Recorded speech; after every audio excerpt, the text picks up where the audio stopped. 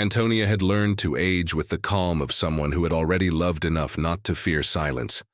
At 71, life seemed to have stopped in a routine of simple gestures, making coffee at dawn, opening the windows to let in the smell of the sea, and sitting in the armchair where Roberto, her husband of 45 years, read the newspaper every morning. The house retained his voice in the small noises, the creaking of the floorboards, the ticking of the inherited clock, the rustling of the blinds. And although 6 months had passed since his sudden death, she continued to speak to him as if he could still hear her. It was her way of not going mad. When her daughter Angelica began to visit frequently, bringing flowers and promises of companionship, Antonia felt relieved. She thought that perhaps Roberto's absence had brought mother and daughter closer. Little did she know that it was, in fact, the beginning of a new loss. For weeks, Angelica was attentive, affectionate, almost tender. She insisted to her mother that she should leave the important papers and decisions in the hands of Ricardo, her husband, because he understood those things. Antonia, exhausted by grief, signed whatever was asked of her. She suspected nothing. Each signature was an act of blind trust, a reflection of her former life with Roberto, where there were never any lies. But one afternoon, as the sun fell on the patio tiles and the scent of eucalyptus filled the air, the phone rang. Angelica's voice on the other end was harsh, dry, almost unrecognizable. "Mom, tomorrow we're traveling to Europe. I sold the beach house and the car. We needed the money." For a moment, Antonia thought her heart would stop. The silence that followed was so heavy that not even the distant sea could break it. Antonia remained seated in front of the phone even after the call ended. The buzzing of the device lingered in the air, as if the entire world had been reduced to that bitter frequency that seeps into your bones. She looked around. The walls seemed older, the air heavier, and the family photos on the sideboard had a different, almost sarcastic glow. "I sold the beach house and the car." The words repeated themselves inside her head, over and over with the cruel precision of a broken clock. That house had been the dream of her youth, built with their savings. The car, a gift from Roberto on their 30th wedding anniversary, and now it was all gone in a 3-sentence call. She stood up slowly, walked to the window, and saw her reflection. A thin woman with white hair pulled back in an imperfect bun, her eyes puffy but dry. That's what betrayal looks like when it comes from the blood, she thought. That night she didn't have dinner. She made some tea but let it cool. She opened the bedroom door, and the scent of Roberto's perfume still wafted through, sweet and distant. Then she remembered something he had said the last week before he died, when the doctor had warned her about her heart. "If anything ever happens to me, open the envelope I left in the second drawer of the desk, but only when you're ready." At the time, she hadn't understood what he meant, but now those words resonated like a compass burning in the midst of a shipwreck. She walked to the desk, moved the folders, and there was the envelope, thick, sealed with adhesive tape. She held it with both hands, trembling, as if carrying a piece of the past that was about to be resurrected. And when she opened it, the air seemed to change color. Inside the envelope was a set of documents that smelled of dust and time, property deeds, bank certificates, and a letter written in Roberto's firm handwriting. Antonia unfolded it carefully, as if afraid it would crumble between her fingers. "My Antonia," it began, "if you're reading this, it means I can no longer protect you as I used to. For years I hid part of what we earned, not out of mistrust, but because I feared the ambition of others would end up robbing us of our peace. Everything is in your name. Take care of it, but above all, take care of yourself." Her husband's voice seemed to speak to her from another plane, enveloping the room with a tenderness that ached. In that instant, Antonia understood that the poverty she had lived in for the past few months was merely a shadow constructed by manipulation. She hadn't lost anything. Everything was still there, waiting for her decision. She spent a sleepless night, surrounded by papers and memories. As she read the documents, exhaustion mingled with a clarity she hadn't felt in years. It wasn't just money. There were company shares, stakes in an entire building, the same one where her daughter lived, and additional letters with precise legal instructions. Suddenly, the fragile widow transformed into the woman she had been in her youth, intelligent, practical, and serene. She cried, but not out of rage. She cried because she understood that Roberto's love had gone beyond life, protecting her even from her own blood. Outside, dawn tinged the sky a pinkish gray, and Antonia, her eyes swollen, smiled for the first time since he left. It was the beginning of a new form of justice, one that didn't need noise, revenge, or witnesses. The next morning, Antonia dressed with the calmness of someone who has decided not to break down anymore. She combed her hair, made her coffee, and for the first time in a long time, sat in front of the mirror without crying. An old bolero was playing on the radio, one she used to dance to with Roberto, and that gave her back a feeling of companionship she hadn't felt in weeks. Then she took the documents, filed them in a folder, and walked to the local notary's office. There she asked to speak to a trusted lawyer, someone with no ties to her family. That's how she met Jonas, a man with a calm voice and clear eyes who listened to her in silence for over an hour. When Antonia finished telling him everything, he took a deep breath and said, "We can reverse everything, ma'am, but you'll have to be patient and cool." She nodded without hesitation. Patience was what she had had in abundance all her life. Coolness, she was learning to possess. Over the next few weeks, Antonia and Jonas worked in silence, reviewing every signature, every transfer, every legal deception committed by Ricardo. Meanwhile, in the neighborhood, people thought she was increasingly alone and ruined. Antonia allowed it. She maintained her facade as a fragile widow, knitting scarves for the neighbors and pretending to need help with the accounts. But behind that appearance, she controlled the reverse sale of the properties, repossessed the assets, and secured her rights to the fortune Roberto had left behind. On the dining room table where family meals had once been served, now lay piles of papers and notary seals. Antonia wasn't talking about revenge, she was talking about order. Because deep down, what she was seeking wasn't punishment, but a lesson that time would teach better than any judge. Angelica and Ricardo left for Europe with the ease of someone who believes they've cheated fate. The photos they posted on social media showed dinners in Paris, walks in Rome, glasses of wine and wide smiles under foreign skies. But behind that perfect image, the money was beginning to evaporate faster than they expected.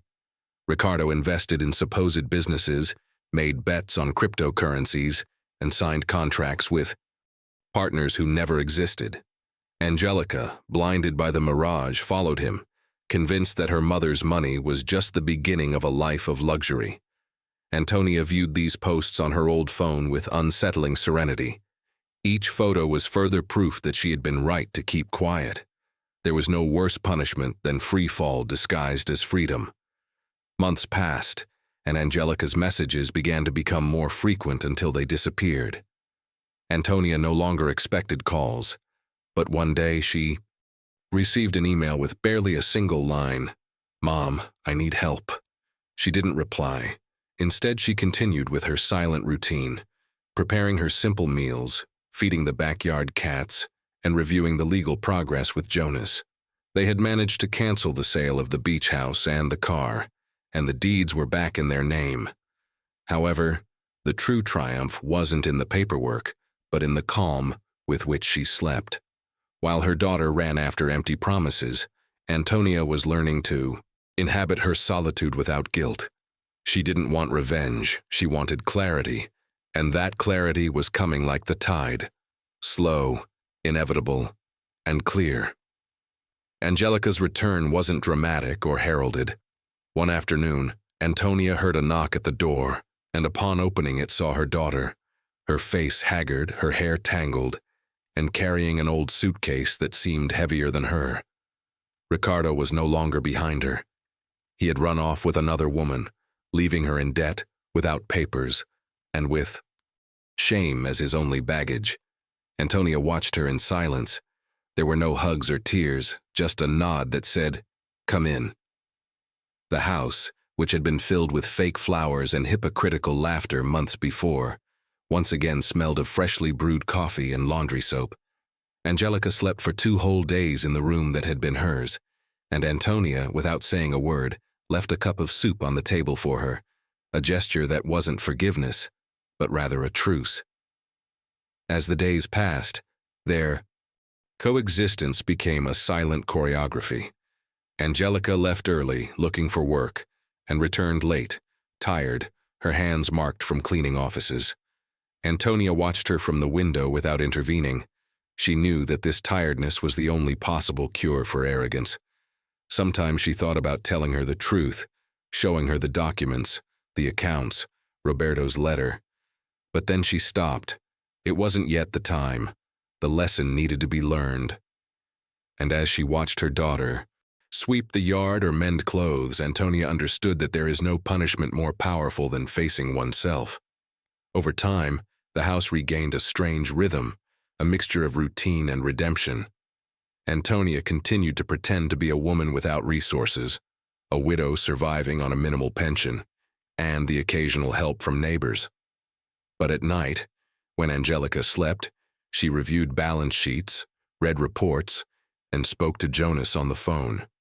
She did it all in silence, as if conducting an invisible orchestra. She asked the lawyer not to reveal anything and to keep her true financial power a secret.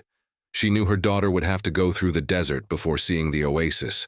So, when Angelica cried about lack of money or debt, Antonia offered only consolation, never solutions.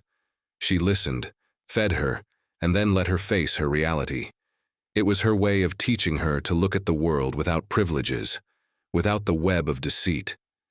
And if you're listening to this now, perhaps you understand what it feels like when betrayal comes from the person you love the most. Not everyone can bear that emptiness. Not everyone has the strength to turn it into silence. Tell me from where you're viewing this story. I want to know if you've ever had to feign calm while everything inside you burned. Those nights were long for Antonia. Sometimes she heard her daughter murmur Ricardo's name in her sleep, or apologize to someone who couldn't hear her anymore. Then she would slowly get up, turn on the hall lamp, and watch from the doorway. There was no hatred, only a mixture of compassion and sadness. She understood that Angelica was learning in her own way what it means to lose everything to regain something more valuable: self-respect. One rainy afternoon, while tidying the closet where Roberto used to keep his tools, Antonia found a small wooden box with a yellowed envelope taped to the bottom. The paper was damp with age, but Angelica's name was still clearly visible, written in her husband's handwriting. Inside was a short note and a tiny key, inscribed with a bank. "When our daughter learns the value of effort, she'll know what to do with this," the letter read. Antonia held it for a long time between her fingers. She didn't know whether to laugh or cry. Roberto had even foreseen his daughter's moral future, as if he knew the storm that was coming. She put the key in her apron pocket and decided not to say anything yet. She knew that this gesture, when the time came, would not be an inheritance but a proof. Several weeks passed before Angelica, sorting through old papers in the closet, found the envelope herself. She opened it, unaware of her father's intentions. Upon discovering the key and the note, her eyes lit up with a spark of hope. She believed that perhaps fate still owed her salvation. Antonia feigned surprise, but inside she felt the weight of a battle fought not with money, but with conscience.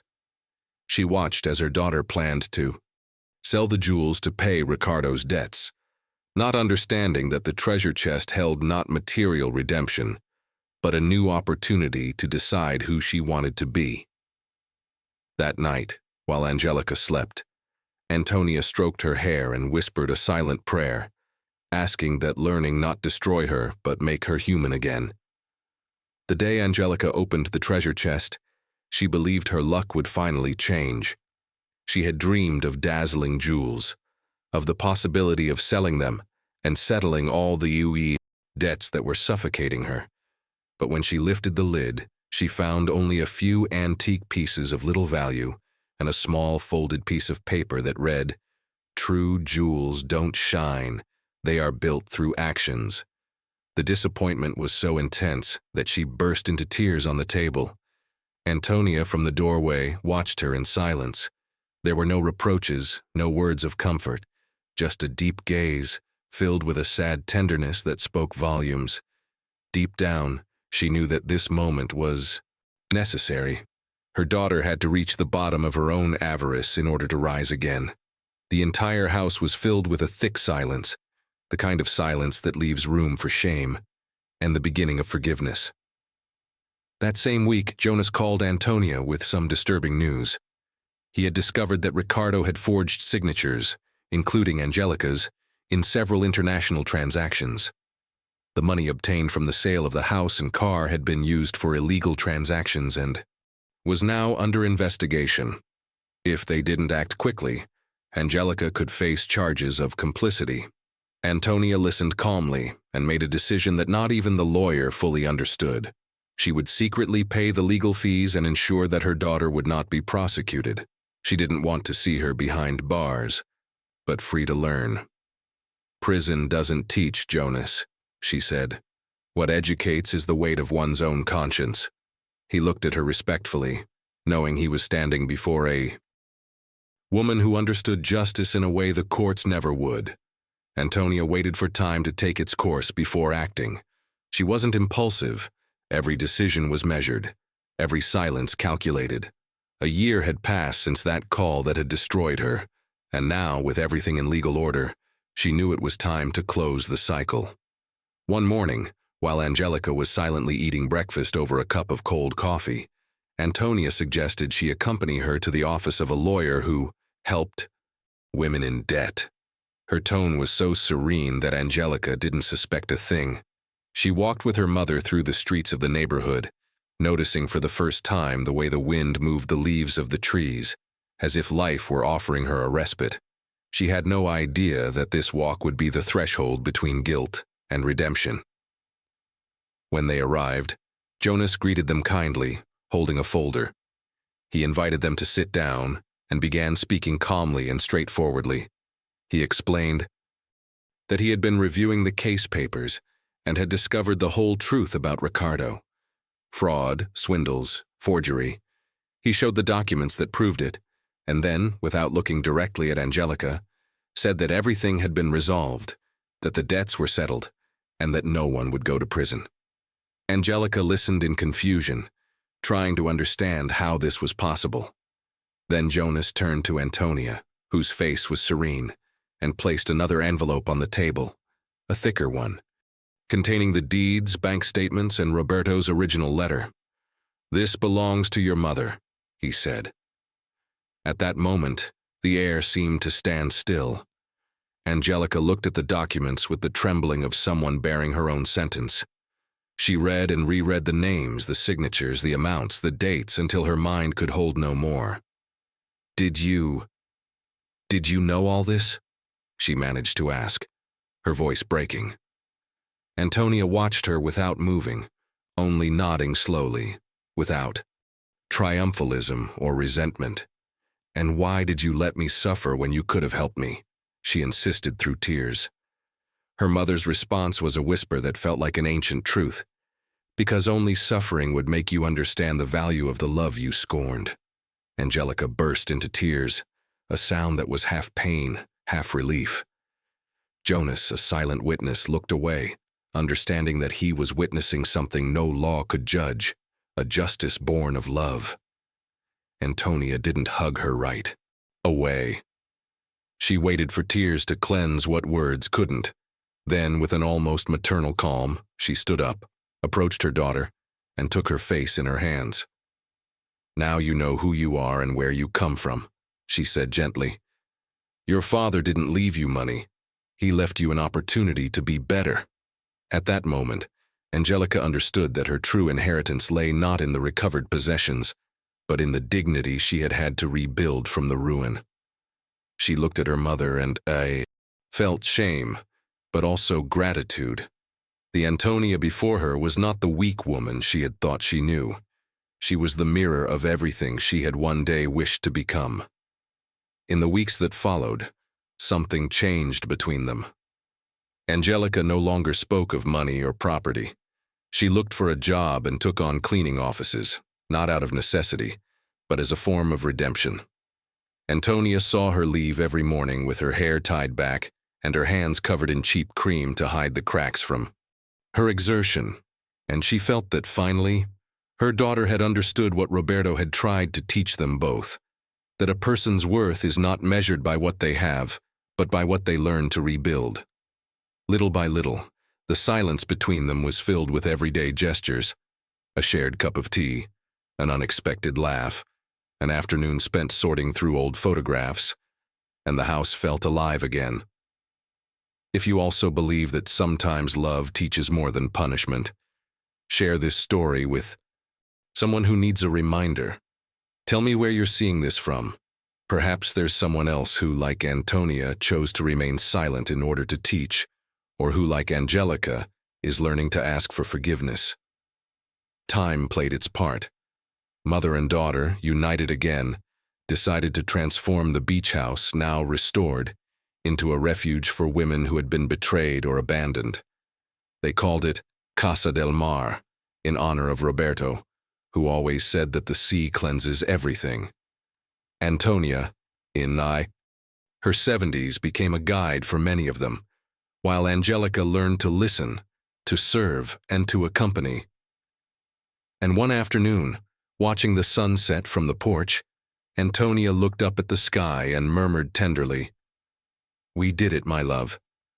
Our daughter understood what truly matters. The following years were generous to Antonia, not because they gave her back what she had lost, but because they showed her what was truly worth preserving. Every morning, the women who arrived at the shelter greeted her with respect and called her Doña Antonia, as if her name had become synonymous with strength and tenderness.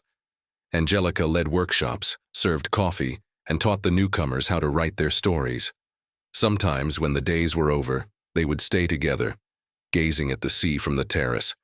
They didn't talk about the past. There was no need to. Between them, there was a new, different silence, full of understanding. The pain no longer weighed on them. It only accompanied them. It was the scar that proved they had survived. On the day Antonia turned 75, Jonas and several women from the shelter organized a small celebration.